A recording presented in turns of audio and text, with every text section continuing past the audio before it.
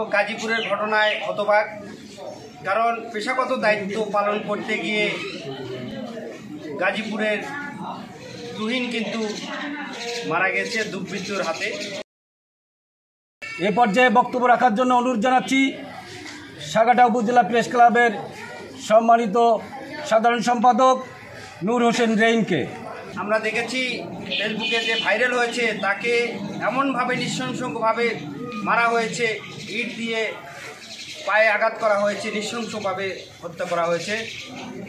আজকে আমি গাইবান্ধা জেলার সাগাটা উপজেলা প্রেস ক্লাব এবং তথা যারা সাংবাদিক মহল আছেন, আমরা সবাই এই হত্যাকাণ্ডের বিচার দাবি করছি এবং সুষ্ঠু বিচারের মাধ্যমে দোষী ব্যক্তিদের শাস্তি কামনা করছি।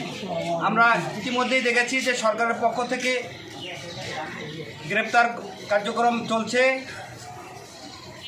তো এটার যেন সঠিক বিচার পরিবার পায়। পরিবারটা কিন্তু আমরা সাংবাদিক যখন আমাদের এই ভাই মারা যাওয়ার পরে পরিবারটা কিন্তু অসহায় হয়ে পড়েছে। এই পরিবারকে যেন সরকারি পক্ষ থেকে আর্থিক সহযোগিতা করা হয়, এতটুকুই আমি কামনা করব। ধন্যবাদ সবাইকে। আসসালামু আলাইকুম।